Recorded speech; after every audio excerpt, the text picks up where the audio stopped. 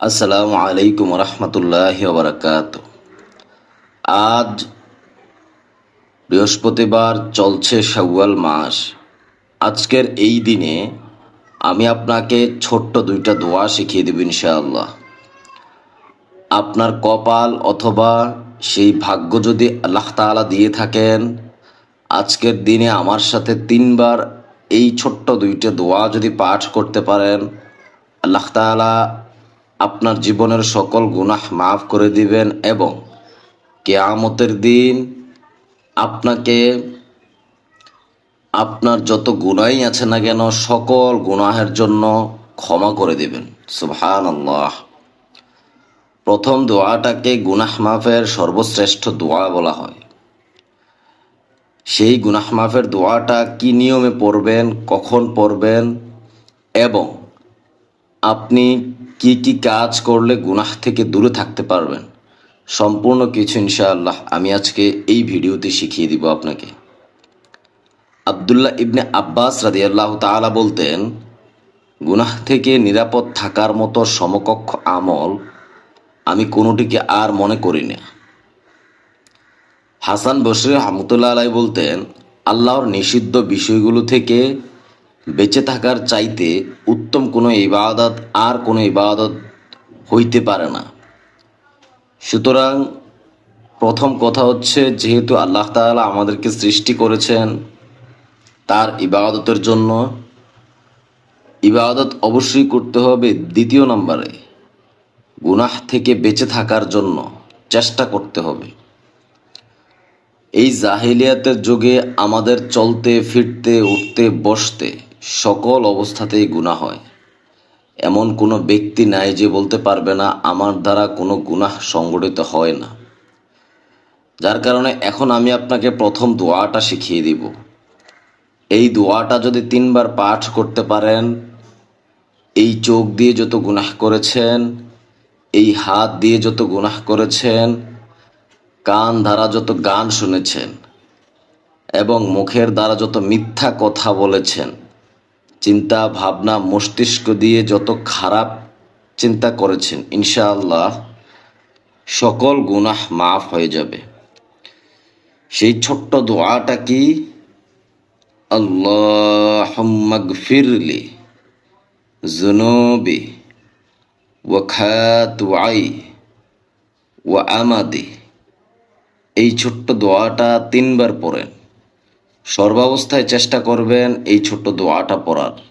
তবে বিশেষ করে মোনাজাতের মধ্যে, নামাজের পরে পড়বেন এবং তাহাজ্জুদের সময় পড়ার চেষ্টা করবেন। এটার অর্থটা কি?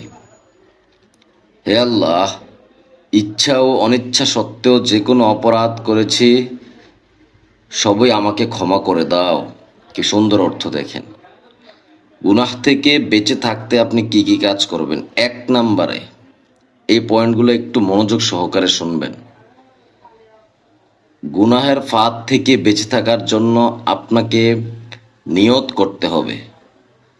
বিশ্বাস আল্লাহ তাআলার উপর রেখে ইনশাআল্লাহ আমি পারবো, অর্থাৎ আমার রবের সন্তুষ্টির জন্য দুনিয়ার এই চাকচিক্য থেকে নিজেকে রক্ষা করতে পারবো, এইভাবে নিয়ত করতে হবে। তাহলে আল্লাহ তাআলা এই গুনাহ থেকে বেঁচে থাকাটা আপনাকে সহজ করে দিবেন। রাসূল সাল্লাল্লাহু আলাইহি সাল্লাম বলেন, আল্লাহর কাছে শক্তিশালী মুমিন দুর্বল মুমিন থেকে অধিক উত্তম ও প্রিয়। তুমি ওই জিনিসে যত্নবান হও যাতে তোমার উপকার আছে এবং আল্লাহর কাছে সাহায্য প্রার্থনা করো ও উৎসাহহীন হইও না। মুসলিম শরীফের 4822 নম্বর হাদিস। দ্বিতীয় নম্বর, কোনো গুনাহকে ছোট করে না দেখা। দেখেন, এই পয়েন্টটা একটু গুরুত্বপূর্ণ। আমরা ছোট ছোট অনেক বেদাত, অনেক গুনাহ করে থাকি, যেগুলো আমরা সব সময় করি, আমরা এটাকে গুরুত্ব দিই না। দেখেন, গুনাহ হচ্ছে আমাদের শত্রু।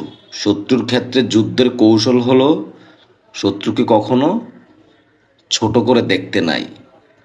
হাদিসে নবী করিম সাল্লাল্লাহু আলাইহি সাল্লাম বলেন, তুমি ওই সকল গুনাহ থেকে বেঁচে থাকো যেগুলোকে ছোট বলে ধারণা করা হবে। একটা জিনিস চিন্তা করে দেখুন, হাদিসে এসেছে এক ব্যক্তি একটা বিড়ালকে বেঁধে রাখার কারণে জাহান্নামে চলে গেছে। একজন মুজাহিদ শুধু একটা রশি চুরি করার কারণে জাহান্নামে চলে গেছে। আরও এসেছে একজন লোক আমল করতে করতে জান্নাতের পারে চলে যায়, তারপর সে হঠাৎ একটা কথা বলে যার কারণে সে জাহান্নামের পারে চলে আসে। অর্থাৎ কোনো গুনাহকে কিন্তু ছোট মনে করিয়েন না। এইসব ছোট ছোট গুনাহই আপনাকে জাহান্নামে নিতে পারে। আর ছোট গুনাহ করতে করতে এক সময় বড় গুনাহ করার প্রবণতা বেড়ে যায়। তারপরে দোয়া করুন আল্লাহ তাআলার কাছে। দোয়া সকল মুসিবতের সবচেয়ে শক্তিশালী প্রতিষেধক। সুতরাং যে ব্যক্তি তওবা করতে চায় তার উচিত ওই সত্তার দরবারে হাত তোলা যিনি প্রার্থনা শোনেন এবং মুসিবত দূর করেন।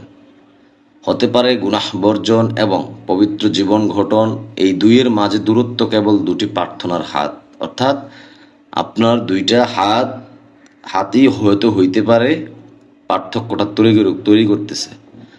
প্রয়োজন কেবল কয় ফোঁটা চোখের পানি। সূরা গাফিরে আল্লাহ তাআলা বলেন, আর তোমাদের রব বলেছেন তোমরা আমাকে ডাকো, আমি তোমাদের জন্য সাড়া দেব। অর্থাৎ আপনি ডাকেন, অন্তঃস্থল থেকে আল্লাহ তাআলাকে ডাকেন, ইনশাআল্লাহ সব কিছুই কবুল হবে আপনার। মাঝে মাঝে চোখের পানি ছেড়ে আল্লাহ তাআলার কাছে দোয়া করবেন। গুনাহটা তো এই চোখ দ্বারাই বেশি হয় এবং নির্জনে বেশি হয়। সুতরাং নির্জনে কিছু চোখের পানি দিয়ে আল্লাহ তাআলার কাছে দোয়া করেন। চেষ্টা করেন একদিন, 2 দিন, 3 দিন, 4 দিন চেষ্টা করেন গুনাহ ছাড়ার। ইনশাআল্লাহ একদিন দেখবেন যে অভ্যাস হয়ে গেছে। আল্লাহ তাআলার কাছে আর ফাঁকি দেওয়ার চেষ্টা করবেন না। আল্লাহ তাআলাকে সবসময় হাজির নাজির ভেবে কাজ করবেন। এই একটা পয়েন্ট যদি আপনি মনে রাখেন, যে সর্বাবস্থায় যদি মনে রাখেন আল্লাহ তাআলা তো আমার সঙ্গেই আছেন, তিনি সব কিছু দেখছেন, তাহলে দেখবেন ইনশাআল্লাহ আপনার থেকে গুনাহের প্রবণতা অনেকটা কমে গেছে। শেষে একটা কথাই বলবো, সারাদিন ইস্তেগফার অবস্থায় কাটানোর চেষ্টা করেন। ইনশাআল্লাহ আল্লাহ তাআলার কাছে ক্ষমা চাইবেন সবসময়, দেখবেন যে আপনাকে আল্লাহ তাআলা মাফ করে দিয়েছেন এবং গুনাহ থেকে বিরত থাকতে পারতেছেন। আমি ভিডিওটা দীর্ঘায়িত না করে কিয়ামত দিবসে ক্ষমা লাভের কাঙ্ক্ষিত সেই দোয়াটা কি, এই দোয়াটা হযরত আনাস রাদিয়াল্লাহু তাআলা থেকে বর্ণিত। রাসূল সাল্লাল্লাহু আলাইহি ওয়াসাল্লাম নামাজ শেষ করে এই দোয়াটা বেশি বেশি পড়তেন। সেই দোয়াটা কি, আল্লাহুম্মা জাআল খায়রা উমরি আখিরাহ ওয়া খায়রা আমালি খাওতিমা ওয়াজআল খায়রা আইয়ামি উলকাক। ছোট্ট দোয়া, এই ছোট্ট দোয়াটা সর্বাবস্থায় পড়ার চেষ্টা করেন। বিশেষ করে যেহেতু নবী করিম সাল্লাল্লাহু আলাইহি ওয়াসাল্লাম নামাজ শেষে পড়তে বলেছেন, নামাজ শেষে পড়েন, আমলটা করেন। শেয়ার করে দিয়ে পরিবার পরিজন যারা আছে তাদেরকে প্রত্যেকটা ভিডিও দেখার সুযোগ করে দিবেন। আপনার কারণে কেউ যদি আমল করে কিয়ামত পর্যন্ত সেটার সওয়াব পাবেন। ভালো থাকবেন। আসসালামু আলাইকুম ওয়া রাহমাতুল্লাহ।